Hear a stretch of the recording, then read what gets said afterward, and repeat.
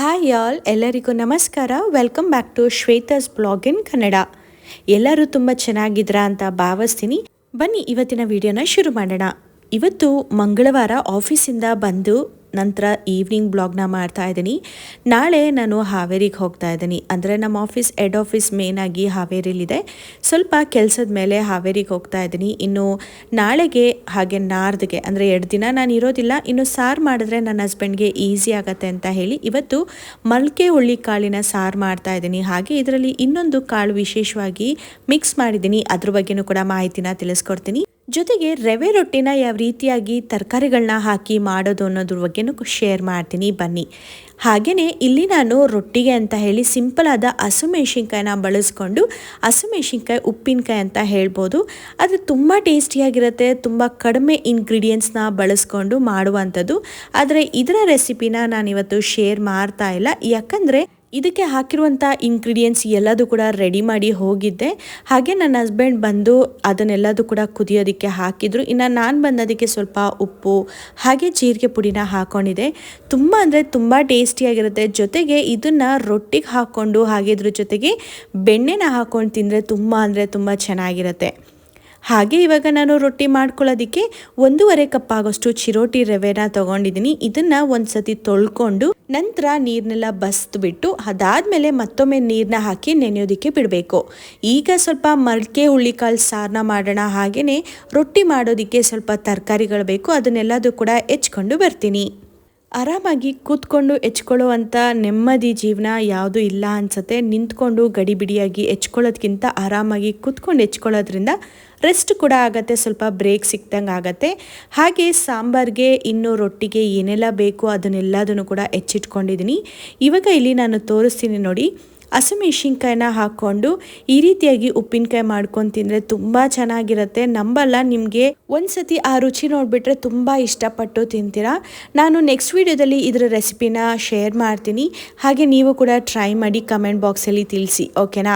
ಇನ್ನು ಇಲ್ಲಿ ನೋಡ್ಬೋದು ಆ ಕನ್ಸಿಸ್ಟೆನ್ಸಿ, ಆ ಒಂದು ಎಮ್ಮಿ ಆಗಿರೋ ಫ್ಲೇವರ್ನ ನೋಡಿದ್ರೆ ಈಗಲೇ ತಿನ್ನಬೇಕು ಅನಿಸುತ್ತೆ. ಅಷ್ಟು ಸೂಪರಾಗಿ ಈ ರೆಸಿಪಿ ಬಂದಿತ್ತು. ಮಡ್ಕಿನ ಇವಾಗ ಸೈಡಿಗೆ ಎತ್ತಿಟ್ಕೊಂಡು ಫಟಾಫಟ್ ಅಂತ ಸಾಂಬಾರು ಮಾಡೋದಕ್ಕೆ ಇಟ್ಕೋತೀನಿ. ನಂತರ ಕುಕ್ಕರ್ ಕೂಗೋ ಅಷ್ಟರೊಳಗೆ ಈ ಕಡೆ ರೊಟ್ಟಿನೂ ಕೂಡ ಮಾಡ್ಕೊಳ್ಳೋದಕ್ಕೆ ಈಸಿ ಆಗುತ್ತೆ ಅಂತ ಹೇಳಿ ಈ ರೀತಿ ಮಾಡ್ಕೊಳ್ಳೋದ್ರಿಂದ ಸ್ವಲ್ಪ ಕೆಲಸ ಬೇಗನೆ ಆಗುತ್ತೆ. ಹಾಗೆಯೇ ಜಾಸ್ತಿ ಹೊತ್ತು ಅಡುಗೆ ಮನೇಲಿದ್ದು ಕೆಲಸನೇ ಮಾಡಿ ಮತ್ತು ಆಫೀಸಿಂದ ಬಂದಿದ್ದೆ ತುಂಬಾ ಟಯರ್ಡ್ ಆಗಿರುತ್ತೆ. ಮತ್ತು ಅಡುಗೆ ಮನೇಲಿ ನಿಂತ್ಕೊಂಡು ಕೆಲಸ ಮಾಡೋದು ಇನ್ನೂ ಸ್ವಲ್ಪ ಬೇಜಾರು ಆಗುತ್ತೆ, ಹಾಗೆ ಟಯರ್ಡು ಆಗುತ್ತೆ. ಆ ಕಾರಣಕ್ಕೆ ಏನಾದರೂ ಸಾಂಬಾರು ಇಲ್ಲ ಅಂದರೆ ಮೊದಲು ಸಾಂಬಾರನ್ನ ಮಾಡಿ ನಂತರ ಏನು ಅಡುಗೆ ಬೇಕೋ ಅದನ್ನು ಮಾಡ್ಕೊಳ್ಳೋದು ಒಳ್ಳೆಯದು. ಇವಾಗ ಒಂದು ಕುಕ್ಕರ್ಗೆ 2 ಸ್ಪೂನ್ ಆಗೋಷ್ಟು ಎಣ್ಣೆನ ಹಾಕ್ಕೊಂಡಿದ್ದೀನಿ. ಎಣ್ಣೆ ಕಾದಿದ ನಂತರ ಸಾಸಿವೆ ಜೀರಿಗೆನ ಹಾಕ್ಕೊಂಡು ಸಿಡಿಸ್ಕೊಂಡು ನಂತರ ಇಲ್ಲಿ ಒಂದು ಈರುಳ್ಳಿನ ಹೆಚ್ಕೊಂಡು ಹಾಕ್ಕೊಂಡಿದ್ದೀನಿ. ಹಾಗೆ ಫ್ರೈ ಮಾಡ್ಕೊಂಡಿದ ನಂತರ ಒಂದು 2 ಕಡ್ಡಿ ಆಗೋಷ್ಟು ಕರ್ಬೇವಿನ ಸೊಪ್ಪನ್ನ ಹಾಕೋತಾ ಇದ್ದೀನಿ. ನಾನಿವತ್ತು ಸ್ವಲ್ಪ ಕ್ವಿಕ್ಕಾಗಿ ಮಾಡ್ಕೋತಾ ಇದ್ದೀನಿ. ಇನ್ನು ನಾನು ಆವಾಗಲೇ ಹೇಳ್ದಾಗೆ ಮೊಳಕೆ ಕಟ್ಟಿರುವಂಥ ಹುರುಳಿಕಾಳಿನ ಜೊತೆಗೆ ಈ ಮಸೂರ್ ದಾಲ್ ಅಂತ ಹೇಳ್ತೀವಿ ಗೊತ್ತಾ, ಕೆಂಪಗಿರುತ್ತೆ ನೋಡಿ, ತೊಗರಿ ಬೇಳೆ ಥರನೇ, ಅದರ ಒಂದು ಕಾಳು, ಅಂದರೆ ಬೇಳೆ ಅಲ್ಲ ಕಾಳು, ಅದು ಕೂಡ ಸ್ವಲ್ಪ ಡಾರ್ಕ್ ಆರೆಂಜ್ ಕಲರಲ್ಲಿರುತ್ತೆ. ಆ ಕಾಳನ್ನು ಕೂಡ ಹುರುಳಿಕಾಳಿನ ಜೊತೆಗೆ ಹಾಕಿದೆ. ನೀವಿಲ್ಲಿ ಗಮನಿಸ್ಬೋದು 2 ಕಾಳನ್ನ ಇಟ್ಕೋತಾ ಇದ್ದೀನಿ. ಸ್ವಲ್ಪ ಮಡ್ ಕಲರ್ ಏನಿದೆ ನೋಡಿ ಮೊಳಕೆ ಬಂದಿದೆ, ಅದು ಬಂದು ಹುರುಳಿಕಾಳು. ಯಾವುದು ಮೊಳಕೆ ಬಂದಿಲ್ಲ ನೋಡಿ ಅದು ಮಸೂರ್ ದಾಲ್ ಅಂತ ಏನಿರುತ್ತಲ್ಲ ಅದರ ಒಂದು ಕಾಳು. ಈ ಎರಡೂ ಕೂಡ ನೆನಾಕಿ ಮೊಳಕೆ ಕಟ್ಟಿದೆ. ಆದರೆ ಹುರುಳಿಕಾಳು ಮಾತ್ರ ಮೊಳಕೆ ಬಂದಿತ್ತು, ಮತ್ತೊಂದು ಕಾಳು ಮೊಳಕೆ ಬಂದಿರಲಿಲ್ಲ. ಬಟ್ ಟೇಸ್ಟ್ ಹೇಗಿರುತ್ತೆ ನೋಡೋಣ ಅಂತ ಹೇಳಿ ಸಾಂಬಾರನ್ನ ಮಾಡ್ತಾ ಇದ್ದೀನಿ. ತುಂಬ ಅಂದರೆ ತುಂಬ ಟೇಸ್ಟಿಯಾಗಿತ್ತು. ನೀವು ಕೂಡ ಟ್ರೈ ಮಾಡಿ, ಓಕೆನಾ. ಈರುಳ್ಳಿ ಎಲ್ಲ ಫ್ರೈ ಆಗಿದ್ದ ನಂತರ ನಾನು ಒಂದು ಟೊಮ್ಯಾಟೊನ ಹಾಕ್ಕೊಂಡು ಫ್ರೈ ಮಾಡಿಕೊಂಡೆ. ನಂತರ ಇಲ್ಲಿ ಮೊಳಕೆ ಕಟ್ಟಿರುವಂಥ ಹುರುಳಿಕಾಳನ್ನು ಕೂಡ ಹಾಕ್ಕೊಂಡು ಚೆನ್ನಾಗಿ ಫ್ರೈ ಮಾಡಿದ ನಂತರ ರುಚಿಗೆ ತಕ್ಕಷ್ಟು ಉಪ್ಪು, ಚಿಟಿಕೆಯಷ್ಟು ಅರಿಶಿನ ಹಾಗೆಯೇ ಚಿಟಿಕೆ ಅಷ್ಟು ಇಂಗನ್ನ ಹಾಕಿ ಇವಾಗ ಒಂದ್ಸತಿ ಮಿಕ್ಸ್ ಮಾಡ್ಕೋಬೇಕು. ಹುರುಳಿಕಾಳು ಸ್ವಲ್ಪ ಉಪ್ಪು, ಅರಿಶಿನ, ಖಾರ ಈ ರೀತಿಯಾಗಿ ಚೆನ್ನಾಗಿ ಇಡ್ಕೊಂಡ್ರೆ ಸಾಂಬಾರು ತುಂಬ ಟೇಸ್ಟಿಯಾಗಿರುತ್ತೆ. ಹಾಗೆ ಕಾಳನ್ನ ತಿನ್ನೋದಕ್ಕೂ ಕೂಡ ಅದ್ಭುತವಾದಂಥ ಟೇಸ್ಟ್ ಇರುತ್ತೆ. ಇವಾಗ ಹುರುಳಿಕಾಳು ಸ್ವಲ್ಪ ಫ್ರೈ ಆಗಬೇಕು. ಹಾಕಿರುವಂಥ ಕಲ್ಲುಪ್ಪು ಕೂಡ ಕರಗಿ ಅದಕ್ಕೆ ಹೊಂದೋ ರೀತಿಯಲ್ಲಿ ನಾವು ಚೆನ್ನಾಗಿ ಫ್ರೈ ಮಾಡ್ಕೋಬೇಕು. ಇನ್ನು ಲೋ ಫ್ಲೇಮ್ ಅಥವಾ ಮೀಡಿಯಂ ಫ್ಲೇಮ್ನ ಇಟ್ಕೊಂಡು ಫ್ರೈ ಮಾಡ್ಕೊಳ್ಳಿ. ಹೈ ಫ್ಲೇಮ್ನ ಇಟ್ಟು ಫ್ರೈ ಮಾಡ್ಕೋಬೇಡಿ. ಇವಾಗ ಹುರುಳಿಕಾಳು ಸ್ವಲ್ಪ ಫ್ರೈ ಆಗೋದಕ್ಕೆ ಶುರು ಆಗ್ತಾ ಇದೆ. ಇನ್ನು ಇಲ್ಲಿ ಮಜ್ಜಿಗೆನ ಮಾಡ್ಕೊಂಡಿದ್ದೆ. ಬೆಳಗ್ಗೆ ಮಾಡಿದಂಥ ಮಜ್ಜಿಗೆ ಖಾಲಿಯಾಗಿತ್ತು. ಆ ಕಾರಣಕ್ಕೆ ಇವಾಗ ಸ್ವಲ್ಪ ಮಜ್ಜಿಗೆನ ಮಾಡಿಕೊಂಡೆ. ಊಟ ಆದಮೇಲೆ ಸ್ವಲ್ಪ ಮಜ್ಜಿಗೆ ಕುಡಿದ್ರೆ ತಂಪು ಅನಿಸುತ್ತೆ ಅಂತ ಹೇಳಿ ಮಜ್ಜಿಗೆ ಮಾಡ್ಕೋವಾಗ ಸ್ವಲ್ಪ ಬೆಣ್ಣೆ ಬರುತ್ತೆ. ಹಾಗೆ ಮೊಸರಿಗೆ ಸ್ವಲ್ಪ ಹಸಿಮೆಣಸಿನ್ಕಾಯಿ, ಕರ್ಬೇವಿನ ಸೊಪ್ಪು, ಈರುಳ್ಳಿ, ಶುಂಠಿ ಇದನ್ನೆಲ್ಲ ಹಾಕಿ ರುಬ್ಬಿರೋದ್ರಿಂದ ಸೋಸುವಾಗ ಬೆಣ್ಣೆ ಜೊತೆಗೆ ಹಾಕಿರುವಂಥ ಎಲ್ಲ ಪದಾರ್ಥನೂ ಕೂಡ ಸೋಸ್ಕೊಂಡಿರುತ್ತೆ. ಆ ಕಾರಣಕ್ಕೆ ಅದನ್ನು ಕೂಡ ಇವಾಗ ಕುಕ್ಕರ್ ಒಳಗಡೆ ಒಗ್ಗರಣೆಗೆ ಸೇರಿಸ್ಕೊಂಡಿದ್ದೀನಿ. ಆಲ್ಮೋಸ್ಟ್ ಒಂದು ಕಾಲು ಭಾಗದಷ್ಟು ಹೆಸರು ಕಾಳು ಬೆಂದಿದೆ. ಇನ್ನು ಸ್ವಲ್ಪ ಬೇಯೋಷ್ಟರೊಳಗೆ ಈ ಕಡೆ ಸಾಂಬಾರ್ಗೆ ಮಸಾಲಾನ ರುಬ್ಕೊಂಡ್ಬಿಡೋಣ. ಇವಾಗ ಒಂದು ಇಡೀ ಆಗೋಷ್ಟು ಹುಣಸೆಹಣ್ಣ ತಗೋತಾ ಇದ್ದೀನಿ. ಹುಳಿ ತಕ್ಕಂತೆ ಹುಣಸೆಹಣ್ಣ ತಗೋಬೇಕಾಗತ್ತೆ. ಹುಣಸೆಹಣ್ಣ ಮಿಕ್ಸಿ ಜಾರಿಗೆ ಹಾಕ್ಕೊಳ್ಳಿ. ಹಾಗೆ ಒಂದು ಮೀಡಿಯಮ್ ಸೈಜ್ ಬೆಳ್ಳುಳ್ಳಿನೂ ಕೂಡ ಹಾಕ್ಕೊಂಡಿದ್ದೀನಿ. ಒಂದು ಮೀಡಿಯಮ್ ಸೈಜ್ ಈರುಳ್ಳಿನ ಹಾಕ್ಕೊಂಡಿದ್ದೀನಿ. ಹಾಗೆ 4 ಸ್ಪೂನ್ ಆಗೋಷ್ಟು ತೆಂಗಿನ ತುರಿನ ಹಾಕ್ಕೊಂಡು ಇದಕ್ಕೆ ಸ್ವಲ್ಪ ನೀರನ್ನ ಹಾಕ್ಕೊಂಡು ನುಣ್ಣಗೆ ರುಬ್ಬಿಟ್ಕೋಬೇಕು. ನಿಮಗೇನಾದರೂ ಮಸಾಲ ಫ್ಲೇವರ್ ಬೇಕು ಅಂದರೆ ಇದಕ್ಕೆ 1 ಇಂಚ್ ಆಗೋಷ್ಟು ಚಕ್ಕೆ ಹಾಗೆ ಒಂದು 5 ಮೆಣಸನ್ನು ಹಾಕಿದ್ರೆ ಮಸಾಲ ಫ್ಲೇವರು ಕೂಡ ಬರುತ್ತೆ. ನಮಗೆ ಸಾರು ಮಸಾಲ ಫ್ಲೇವರ್ ಬರೋದು ಅಷ್ಟು ಇಷ್ಟ ಆಗಲ್ಲ. ಆ ಕಾರಣಕ್ಕೆ ನಾನು ಸ್ಕಿಪ್ ಮಾಡಿದ್ದೀನಿ. ಈಗ ಹುರುಳಿಕಾಳು ಕೂಡ ಫ್ರೈ ಆಗ್ತಿದೆ. ಇದಕ್ಕೆ ನಾನು ಖಾರಕ್ಕೆ ತಕ್ಕಂತೆ 4 ಸ್ಪೂನ್ ಆಗೋಷ್ಟು ಖಾರದ ಪುಡಿ ಹಾಗೆ 3 ಸ್ಪೂನ್ ಆಗೋಷ್ಟು ಸಾಂಬಾರು ಪುಡಿನ ಹಾಕ್ಕೊಂಡು ಚೆನ್ನಾಗಿ ಮಿಕ್ಸ್ ಮಾಡ್ಕೊತಾ ಇದ್ದೀನಿ. ಇನ್ನು ಈ ರೀತಿಯಾಗಿ ಕಾಳಿಗೆ ನಾವು ಸಾಂಬಾರು ಪುಡಿ ಹಾಗೆ ಖಾರದ ಪುಡಿನ ಹಾಕೋದ್ರಿಂದ ಕಾಳು ಒಳ್ಳೆ ರುಚಿ ಕೊಡುತ್ತೆ. ಹಾಗೆಯೇ ತುಂಬ ಟೇಸ್ಟಿಯಾಗಿರುತ್ತೆ ಸಾಂಬಾರು ಕೂಡ. ನಾವು ಕಾಳಿಗೆ ಹಾಕಿಲ್ಲ ಅಂದರೆ ಕಾಳು ಖಾರ ಹಾಗೆ ಉಪ್ಪನ್ನ ಅಬ್ಸರ್ವ್ ಮಾಡ್ಕೊಳ್ಳೋದಿಲ್ಲ. ಹಾಗೆಯೇ ಮಸಾಲೆಗೂ ಕೂಡ ನೀವು ರುಬ್ಕೋವಾಗಲೇ ಖಾರದ ಪುಡಿ ಹಾಗೆ ಸಾಂಬಾರು ಪುಡಿನ ಹಾಕ್ಬೋದು. ಆದರೆ ಈ ಹಂತದಲ್ಲಿ ಹುರುಳಿಕಾಳಿಗೆ ಹಾಕೋದ್ರಿಂದ ಹುರುಳಿಕಾಳು ತುಂಬ ಟೇಸ್ಟಿಯಾಗೂ ಬರುತ್ತೆ. ಹಾಗೆ ಉಪ್ಪು ಖಾರ ಚೆನ್ನಾಗಿ ಇಟ್ಕೊಳ್ಳುತ್ತೆ. ಇವಾಗ ಹುರುಳಿಕಾಳು ಚೆನ್ನಾಗಿ ಫ್ರೈ ಮಾಡಿದ ನಂತರ ನಾನಿವಾಗ ರುಬ್ಬಿಟ್ಕೊಂಡಿರುವಂಥ ಮಸಾಲನೂ ಕೂಡ ಹಾಕ್ಕೊಂಡು ಚೆನ್ನಾಗಿ ಫ್ರೈ ಮಾಡ್ಕೊತಾ ಇದ್ದೀನಿ. ಈ ಹಂತದಲ್ಲಿ ಸ್ವಲ್ಪ ನೀರು ಕಡಿಮೆ ಅಂತ ಅನಿಸುತ್ತೆ. ಬೇಗನೆ ಫ್ರೈ ಮಾಡ್ಕೊಳ್ಳಿ. ಹಾಗೆ ಲೋ ಫ್ಲೇಮಲ್ಲಿ ಇಟ್ಕೊಂಡು ನಂತರ ಸಾಂಬಾರ್ಗೆ ತಕ್ಕಂತೆ ನೀವು ನೀರನ್ನ ಹಾಕೋಬೇಕಾಗತ್ತೆ. ಈಗ ಒಂದು 2 ಸ್ಪೂನ್ ಆಗೋಷ್ಟು ತೆಂಗಿನ ತುರಿನ ಹಾಕೋತಾ ಇದ್ದೀನಿ. ಈ ರೀತಿ ಕಾಯಿ ತುರಿನ ಹಾಕೋದ್ರಿಂದ ಒಳ್ಳೆ ರುಚಿ ಸಿಗುತ್ತೆ. ನಮ್ಮ ಕಡೆ ತೆಂಗಿನಕಾಯಿನ ಬೆಳೆಯೋದ್ರಿಂದ ಎಲ್ಲ ಅಡುಗೆಗೂ ಕೂಡ ಕಾಮನ್ ಆಗಿ ತೆಂಗಿನಕಾಯಿನ ಬಳಸ್ತೀವಿ.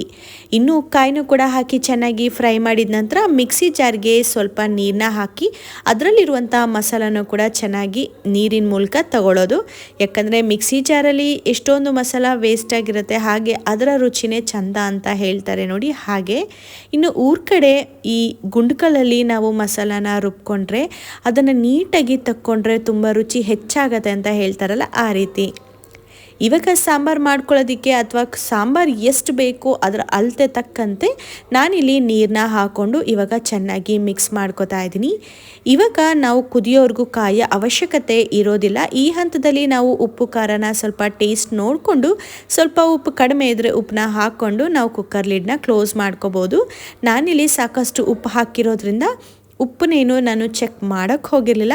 ಇನ್ನು ರುಚಿ ಚೆನ್ನಾಗಿರುತ್ತೆ ಅನ್ನೋ ಒಂದು ಕಾನ್ಫಿಡೆನ್ಸಿಂದ ಕೊತ್ತಂಬರಿ ಸೊಪ್ಪನ್ನ ಮಾತ್ರ ಸಣ್ಣದಾಗಿ ಹೆಚ್ಚಿ ಹಾಕ್ಕೊಂಡಿದ್ದೀನಿ. ಇನ್ನೊಂದು ಸತಿ ಕೈ ಆಡಿಕೊಂಡು ಲಿಡ್ನ ಕ್ಲೋಸ್ ಮಾಡಿ 2 ವಿಷಿಲ್ನ ಕುಗ್ಗಿಸ್ಕೊತಾ ಇದ್ದೀನಿ. ಕುಕ್ಕರ್ ಹ್ಯಾಂಡಲ್ ಮುರಿದೋಗಿರೋಂಥ ಕಾರಣಕ್ಕೆ ಕುಕ್ಕರ್ ಲಿಡ್ನ ಕ್ಲೋಸ್ ಮಾಡೋದಕ್ಕೆ ಸ್ವಲ್ಪ ಡಿಫಿಕಲ್ಟ್ ಅಂತ ಅನ್ನಿಸ್ತಿತ್ತು. ಕೊನೆಗೆ ನನ್ನ ಹಸ್ಬೆಂಡ್ ಸ್ವಲ್ಪ ಯುದ್ಧ ಮಾಡಿ ಕುಕ್ಕರ್ ಜೊತೆಗೆ ಕೊನೆಗೆ ಲಿಡ್ನ ಕ್ಲೋಸ್ ಮಾಡಿದ್ರು. ಇನ್ನು ಕುಕ್ಕರ್ ಕೂಗೋ ಅಷ್ಟರೊಳಗಡೆ ನಾನು ಈ ಕಡೆ ರೊಟ್ಟಿಗೆ ರೆಡಿ ಮಾಡ್ಕೊಂಡ್ಬಿಡ್ತೀನಿ.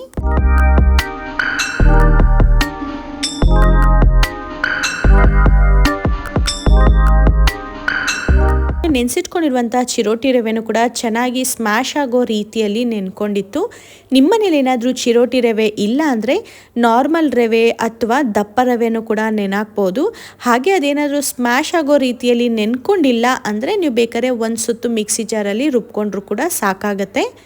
ಇಲ್ಲಿ ನೀವು ನೋಡ್ತಿರ್ಬೋದು ಯಾವ ರೀತಿಯಾಗಿ ಕನ್ಸಿಸ್ಟೆನ್ಸಿ ಇದೆ ಅಂತ ಹೇಳಿ. ಹಾಗೆ ನೋಡುವಾಗ ಸ್ವಲ್ಪ ಮೈದಾ ಹಿಟ್ಟು ಅಥವಾ ಗೋಧಿ ಹಿಟ್ಟು ಕಲಿಸಿದಾಗ ಯಾವ ರೀತಿಯಾಗಿ ಕನ್ಸಿಸ್ಟೆನ್ಸಿ ಅಥವಾ ಲುಕ್ ವೈಸ್ ಕಾಣುತ್ತೆ ನೋಡಿ ಅದೇ ರೀತಿಯಾಗಿ ಕಾಣುತ್ತೆ.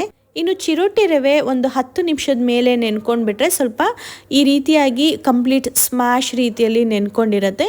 ಇವಾಗ ರುಬ್ಬೋದೇನು ಬೇಕಾಗಲ್ಲ.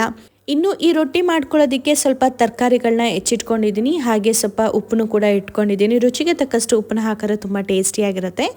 ಇನ್ನು ರೊಟ್ಟಿಗೆ ಇಲ್ಲಿ ಒಂದು ಈರುಳ್ಳಿ, ಹಾಗೆ ಖಾರಕ್ಕೆ ತಕ್ಕಂತೆ ಹಸಿಮೆಣಸಿನ್ಕಾಯಿ, ಕರಿಬೇವಿನ ಸೊಪ್ಪು, ಕೊತ್ತಂಬರಿ ಸೊಪ್ಪು ಎಣಿಸ್ಕೊಂಡು 10 ಬೀನ್ಸ್ನ ಕಟ್ ಮಾಡಿ ಇಟ್ಕೊಂಡಿದ್ದೀನಿ. ಇನ್ನು 1 ಕ್ಯಾರೆಟ್ನ ತುರಿದಿಟ್ಕೊಂಡಿದ್ದೀನಿ. ಇವಾಗ ಇದನ್ನೆಲ್ಲದನ್ನು ಕೂಡ ನಾನು ಈ ಒಂದು ಹಿಟ್ಟಿಗೆ ಹಾಕೋತಾ ಇದ್ದೀನಿ, ಅಂದರೆ ಮಿಕ್ಸಿಂಗ್ ಬೌಲ್ಗೆ ಹಾಕೋತಾ ಇದ್ದೀನಿ. ಎಷ್ಟಾಗುತ್ತೋ ಅಷ್ಟು ಸಣ್ಣದಾಗಿ ಹೆಚ್ಕೊಳ್ಳಿ, ಅಥವಾ ನೀವು ತುರ್ಕೊಂಡ್ರೂ ಕೂಡ ಆಗತ್ತೆ. ಈರುಳ್ಳಿನ ತುರಿಯೋದು ಅವಶ್ಯಕತೆ ಏನಿರೋದಿಲ್ಲ, ಆದರೆ ಬೀನ್ಸ್ನೇನಾದರೂ ತುರಿಬೇಕು, ನಿಮಗೆ ಬೀನ್ಸ್ ಕಟ್ ಮಾಡಿದ್ದು ತಿನ್ನೋಕ್ಕೆ ಇಷ್ಟ ಇಲ್ಲ ಅಂದರೆ ಬೇಕಿದ್ರೆ ಬೀನ್ಸ್ನ ತುರ್ಕೋಬೋದು, ಇಲ್ಲ ಅಂದರೆ ಸ್ಕಿಪ್ ಕೂಡ ಮಾಡ್ಕೋಬೋದು. ಬೀನ್ಸ್ ನಿಮಗೆ ಅಲ್ಲಲ್ಲೇ ಸಿಕ್ಕಿದ್ರೆ ತುಂಬ ಟೇಸ್ಟಿಯಾಗಿರುತ್ತೆ. ನಾವು ರೊಟ್ಟಿ ಮಾಡಬೇಕಾದ್ರೆ ಈ ಬೀನ್ಸ್ ಏನಾಗತ್ತೆ ಅಂದರೆ ಆಫ್ ಬಾಯ್ಲ್ ಆಗುತ್ತೆ, ಆವಾಗ ತಿನ್ನೋದಕ್ಕೆ ಒಂಥರ ಕ್ರಿಸ್ಪಿಯಾಗಿ ಸಾಫ್ಟಾಗಿ ಟೇಸ್ಟಿಯಾಗಿರುತ್ತೆ. ಇನ್ನು ಹೆಚ್ಚಿರುವಂಥ ಎಲ್ಲ ತರಕಾರಿ ಜೊತೆಗೆ ರುಚಿಗೆ ತಕ್ಕಷ್ಟು ಉಪ್ಪು, ಇನ್ನು ಅರ್ಧ ಸ್ಪೂನ್ ಆಗೋಷ್ಟು ಜೀರಿಗೆನ ಹಾಕ್ಕೊಂಡು ಇವಾಗ ಮಿಕ್ಸ್ ಮಾಡ್ಕೊತಾ ಇದ್ದೀನಿ. ಮಿಕ್ಸ್ ಮಾಡಿದ ನಂತರ ಒಂದು 5 ನಿಮಿಷ ಹಾಗೆ ನೆನೆಯೋದಕ್ಕೆ ಬಿಡಬೇಕಾಗತ್ತೆ. ನಾವು ಹಾಕಿರುವಂಥ ತರಕಾರಿನೂ ಕೂಡ ಆ ಒಂದು ಕನ್ಸಿಸ್ಟೆನ್ಸಿಗೆ ಹೊಂದ್ಕೋಬೇಕು ಅನ್ನೋ ಒಂದು ಕಾರಣಕ್ಕೆ. ಹಾಗೆ ಚೆನ್ನಾಗಿ ಮಿಕ್ಸ್ ಮಾಡಿ ನೀವು ಬೇಕಾದರೆ ಒಂದ್ಸತಿ ಉಪ್ಪು ಸರಿ ಇದೆಯಾ ಅಂತ ಟೇಸ್ಟ್ ನೋಡಿ. ತರಕಾರಿನ ಹಾಕಿ ನಾವು ರೊಟ್ಟಿನ ಮಾಡುವಾಗ ಉಪ್ಪು ಸಪ್ಪೆ ಇದ್ದರೆ ಟೇಸ್ಟ್ ಕಳ್ಕೊಂಡು ಬಿಡುತ್ತೆ. ಆ ಕಾರಣಕ್ಕೆ ನೀವು ಕರೆಕ್ಟಾಗಿ ರುಚಿಗೆ ತಕ್ಕಷ್ಟು ಉಪ್ಪನ್ನ ಹಾಕೋದು ತುಂಬ ಅಂದರೆ ತುಂಬಾ ಇಂಪಾರ್ಟೆಂಟ್ ಆಗುತ್ತೆ. ಈ ರೀತಿಯಾದಂಥ ರೊಟ್ಟಿನ ಮಾಡ್ಕೊಂಡು ತಿಂದರೆ ವೆಯ್ಟ್ ಲಾಸು ಕೂಡ ಈಸಿಯಾಗಿ ಆಗುತ್ತೆ. ವೆಯ್ಟ್ ಲಾಸ್ ಆಗಬೇಕು ಅನ್ನೋರು ಈ ರೀತಿಯಾಗಿ ಪೌಷ್ಟಿಕ ಆಹಾರದ ರೊಟ್ಟಿನ ಮಾಡ್ಕೊಂಡು ತಿಂದರೆ ತುಂಬಾ ಒಳ್ಳೆಯದು. ಇನ್ನು ರೊಟ್ಟಿ ಅಂತ ಹೇಳಿದ್ರೆ ಯಾರಿಗಿಷ್ಟ ಇಲ್ಲ ಹೇಳಿ, ಎಲ್ಲರಿಗೂ ಇಷ್ಟನೇ. ಇನ್ನು ರವೆನ ಬಳಸ್ಕೊಂಡು ನಾವು ರೊಟ್ಟಿ ಮಾಡೋದ್ರಿಂದ ಡೈಜೆಷನ್ ಪ್ರಾಬ್ಲಮ್ಮು ಕೂಡ ನಿವಾರಣೆ ಆಗುತ್ತೆ. ಹಾಗೆಯೇ ತುಂಬ ಈಸಿಯಾಗಿ ಕ್ವಿಕ್ಕಾಗೂ ಕೂಡ ಈ ರೊಟ್ಟಿನ ಮಾಡ್ಕೋಬೋದು. ಇನ್ನು ನಾವು ಹಿಟ್ಟೆಲ್ಲ ಕಲಿಸ್ಬೇಕು, ತಟ್ಟಬೇಕು, ಹಾಗೆ ಸ್ಟವ್ ಎಲ್ಲ ಹಂಡ್ಕೊಳ್ಳುತ್ತೆ, ಇನ್ನು ಕ್ಲೀನ್ ಮಾಡ್ಕೋಬೇಕು ಅನ್ನೋ ತಲೆನೋವೇ ಇರೋದಿಲ್ಲ. ಮೇನಾಗಿ ಸರ್ವ ರೊಟ್ಟಿ ಅಂತಲೇ ಹೇಳ್ಬೋದು. ನಾನು ಡೈರೆಕ್ಟಾಗಿ ಹಂಚಿನ ಮೇಲೆ ಸರ್ಕೋತೀನಿ. ಇನ್ನು ಸ್ವಲ್ಪ ಗಟ್ಟಿಯಾಗಿ ನಾನು ಏನಾದರೂ ರವೆನ ನೆನಾಕೊಂಡಿದ್ರೆ ಒಂದು ಕವರ್ ಮೇಲೆ ಅಥವಾ ಬಟರ್ ಪೇಪರ್ ಮೇಲೆ ತಟ್ಟುಬಿಟ್ಟು ನಂತರ ನಾನು ಹಂಚಿನ ಮೇಲೆ ಹಾಕೋತೀನಿ. ಇನ್ನು ನಾನಂತೂ ಇವತ್ತು ಕ್ಲಿಯರ್ ಆಗಿದ್ದೆ, ಅಂದರೆ ಮೈಂಡ್ ಸೆಟ್ ಮಾಡ್ಕೊಂಡ್ಬಿಟ್ಟಿದ್ದೆ. ನಾನು ಸಿಂಪಲ್ ಆಗಿ ಇವತ್ತು ದೋಸೆ ರೀತಿಯಲ್ಲಿ, ಅಂದರೆ ಬಳಿಯ ರೊಟ್ಟಿ ಅಂತ ಹೇಳ್ತಾರೆ, ಆ ರೀತಿಯಾದಂಥ ರೊಟ್ಟಿ ಮಾಡೋಣ ಅಂತ ಹೇಳಿ ಇವಾಗ ಹಂಚನ್ನು ಕೂಡ ಕಾಯೋದಕ್ಕೆ ಇಟ್ಕೊಂಡಿದ್ದೀನಿ. ಇನ್ನು ಮಧ್ಯದ ಸ್ಟವಲ್ಲಿ ಸ್ವಲ್ಪ ವೈಟ್ ರೈಸು ಕೂಡ ಇಟ್ಕೊಂಡಿದ್ದೀನಿ. ಇನ್ನು ನನ್ನ ಹಸ್ಬೆಂಡ್ ತಮ್ಮನಿಗೆ ಸ್ವಲ್ಪ ವೈಟ್ ರೈಸ್ ಬೇಕೇ ಬೇಕು, ಆ ಕಾರಣಕ್ಕೆ ಅವನೊಬ್ಬನಿಗೆ ಅಂತ ಹೇಳಿ ಒಂದು ಸ್ವಲ್ಪ ರೈಸ್ನು ಕೂಡ ಇಟ್ಕೊಂಡಿದ್ದೀನಿ. ಇವಾಗ ಕುಕ್ಕರ್ ಕೂಗೋಷ್ಟ್ರೊಳಗೆ ರವೆ ರೊಟ್ಟಿನೂ ಕೂಡ ಹಾಕೊಂಡ್ಬಿಡೋಣ. ಈಗ ಹಂಚಿಗೆ 1 ಸ್ಪೂನ್ ಆಗೋಷ್ಟು ಎಣ್ಣೆನ ಹಾಕ್ಕೊಂಡು, ಹಾಗೆಯೇ ಈ ತೆಂಗಿನ ಗುಂಜಿರುತ್ತೆ ನೋಡಿ, ಅದರ ಸಹಾಯದಿಂದ ಎಣ್ಣೆನೆಲ್ಲ ಚೆನ್ನಾಗಿ ಸ್ಪ್ರೆಡ್ ಮಾಡ್ಕೋಬೇಕು. ಹಾಗೆಯೇ 1 ಸೌಟ್ ಆಗೋಷ್ಟು ಈ ರವೆ ರೊಟ್ಟಿಯ ಹಿಟ್ಟನ್ನ ಹಾಕ್ಕೊಂಡು ನಾನಿವಾಗ ಕೈಯಲ್ಲೇ ಕೈಯಾಡ್ಕೋತಾ ಇದ್ದೀನಿ. ಈ ರೀತಿನೂ ಕೂಡ ಮಾಡ್ಕೋಬೋದು, ಸೌಟಲ್ಲೂ ಮಾಡ್ಕೋಬೋದು. ನಾನಿಲ್ಲಿ ತರಕಾರಿನ ಹೆಚ್ಚಿ ಹಾಕಿರೋದ್ರಿಂದ ಸೌಟಲ್ಲಿ ಹಾಕಿದ್ರೆ ಅಷ್ಟು ಪರ್ಫೆಕ್ಟಾಗಿ ಬರಲ್ಲ, ಕೈಯಲ್ಲಿ ಹಾಕಿದ್ರೆ ನೀಟಾಗಿ ಹರಡ್ಬೋದು ಅಂತ ಹೇಳಿ ನಾನು ಕೈ ಸಹಾಯದಿಂದ ನೀಟಾಗಿ ರೊಟ್ಟಿನ ಹಡ್ಕೊಂಡಿದ್ದೀನಿ. ಹಾಗೆಯೇ ನಾನು ತವಕ್ಕೆ ಒಂದು ಲಿಡ್ನು ಕೂಡ ಕ್ಲೋಸ್ ಮಾಡ್ಕೊಂಡಿದ್ದೀನಿ. ಈ ರೀತಿ ಕ್ಲೋಸ್ ಮಾಡ್ಕೊಳ್ಳೋದ್ರಿಂದ ರೊಟ್ಟಿ ತುಂಬ ಅಂದರೆ ತುಂಬಾ ಸಾಫ್ಟಾಗಿ ಬರುತ್ತೆ. ತೋರಿಸ್ತೀನಿ ನೋಡಿ. ಇನ್ನು 1 ರೊಟ್ಟಿ ಬೇಯೋ ಅಷ್ಟರೊಳಗಡೆ ನಾನು ಇಟ್ಟಿದ್ದಂಥ ಅನ್ನ ಕೂಡ ಕೂಗ್ತು. ಸೊ ಆ ಕುಕ್ಕರ್ನು ಕೂಡ ಸೈಡಿಗೆ ಎತ್ತಿಟ್ಕೊಂಡಿದ್ದೀನಿ. ಇನ್ನು ಇಲ್ಲಿ ನೀವು ನೋಡ್ಬೋದು, ಲಿಡ್ನ ಕ್ಲೋಸ್ ಮಾಡಿ ನಾವೇನಾದರೂ ರೊಟ್ಟಿನ ಮಾಡಿದ್ರೆ ಅಥವಾ ಸರ್ವ ರೊಟ್ಟಿನ ಮಾಡಿದ್ರೆ ಎಷ್ಟು ಸಾಫ್ಟಾಗಿ ಬರುತ್ತೆ ಅಂದರೆ ತುಂಬ ಸಾಫ್ಟಾಗಿ ಬರುತ್ತೆ. ನೀವು ಕೂಡ ಒಂದ್ಸತಿ ಟ್ರೈ ಮಾಡಿ. ಇನ್ನು ಹಾಗೆಯೇ ಸಾಂಬಾರು ಕೂಗೋದಕ್ಕೂ ಕೂಡ ಕುಕ್ಕರ್ ಇಟ್ಟಿದ್ದೆ ನೋಡಿ. ಸಾಂಬಾರು ಕುಕ್ಕರು ಕೂಡ ಕೂಗಿತ್ತು, ಆ ಸ್ಟವ್ನು ಕೂಡ ಆಫ್ ಮಾಡ್ಕೊಂಡಿದ್ದೀನಿ.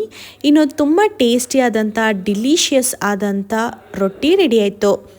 ಹೀಗೆ ಒಂದೊಂದೇ ರೊಟ್ಟಿನ ಬಿಟ್ಕೊಂಡು ಹಾಗೆ ಊಟನೂ ಕೂಡ ಒಬ್ಬೊಬ್ಬರಿಗೆ ಸರ್ವ್ ಮಾಡ್ತಾ ಇದ್ದೆ. ಬಿಸಿ ಬಿಸಿಯಾದಂಥ ರೊಟ್ಟಿನ ತಿನ್ನೋದಕ್ಕೆ ತುಂಬಾ ಚೆನ್ನಾಗಿರುತ್ತೆ. ತಣ್ಣಗಿರೋ ರೊಟ್ಟಿನೂ ಕೂಡ ಅಷ್ಟೇ ಸಾಫ್ಟಾಗಿ ತುಂಬ ಟೇಸ್ಟಿಯಾಗಿ ಇರುತ್ತೆ. ಆದರೆ ಬಿಸಿ ಬಿಸಿ ತಿನ್ನೋ ಒಂದು ಮಜಾನೇ ಬೇರೆ ಅಂತ ಹೇಳ್ಬೋದು.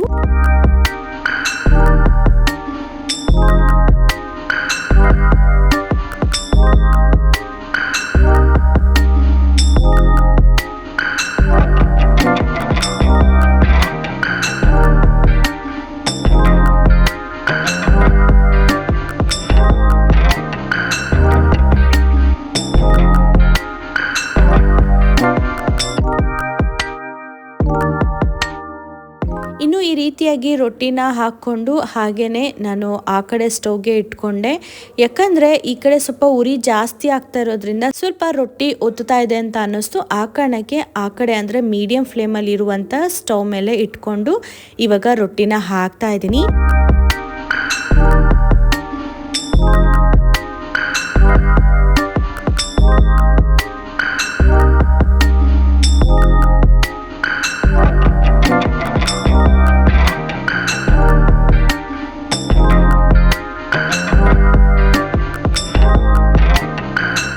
ಕಡೆ ಕುಕ್ಕರು ಕೂಡ ಕೂಗಿ ನಂತರ ತಣ್ಣಗಾಗಿತ್ತು. ಇವಾಗ ಕುಕ್ಕರ್ ಲಿಡ್ನು ಓಪನ್ ಮಾಡ್ತಾ ಇದ್ದೀನಿ.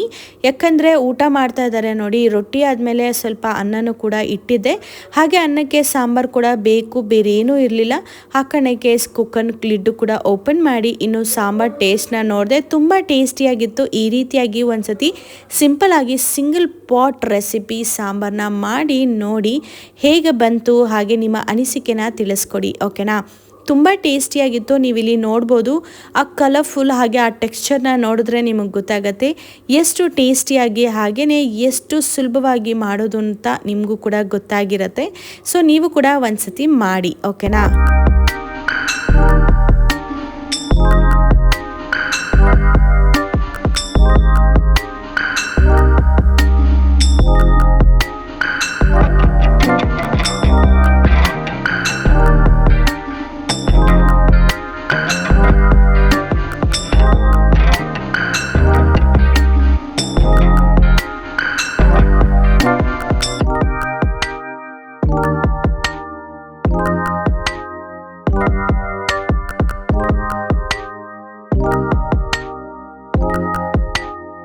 ಇನ್ನು ಇಲ್ಲಿ ನಾನು ರೊಟ್ಟಿ ಎಲ್ಲ ತಟ್ಟಿದಾಯಿತು, ಎಲ್ಲರದು ಕೂಡ ಊಟನೂ ಆಯಿತು.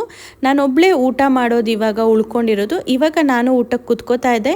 ನೋಡ್ಬೋದು ಎಷ್ಟು ಚೆನ್ನಾಗಿ ಸಾಫ್ಟಾಗಿ ರೊಟ್ಟಿ ಬಂದಿತ್ತು, ಅಂದರೆ ತುಂಬ ಸಾಫ್ಟಾಗಿ ರೊಟ್ಟಿ ಬಂದಿತ್ತು.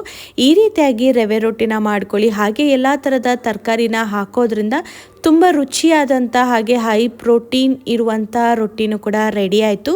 ಇದ್ರ ಜೊತೆಗೆ ನಾನು ಆವಾಗಲೇ ಹೇಳ್ದಾಗೆ ಮೆಣಸಿನ್ಕಾಯಿನ ಬಳಸ್ಕೊಂಡು ಮೆಣಸಿನ್ಕಾಯಿ ಉಪ್ಪಿನಕಾಯಿನ ಮಾಡ್ಕೊಂಡಿದ್ದೆ. ಇದಂತೂ ತುಂಬ ಟೇಸ್ಟಿಯಾಗಿರುತ್ತೆ. ಇನ್ಸ್ಟೆಂಟಾಗಿ ಈ ರೀತಿಯಾದಂಥ ಉಪ್ಪಿನಕಾಯಿನ ಮಾಡ್ಕೋಬೋದು. ನಾನು ನಿಮಗೆ ಆ ಟೆಕ್ಸ್ಚರ್ ಹಾಗೆ ಆ ಒಂದು ಕನ್ಸಿಸ್ಟೆನ್ಸಿನ ತೋರಿಸ್ತೀನಿ ನೋಡಿ.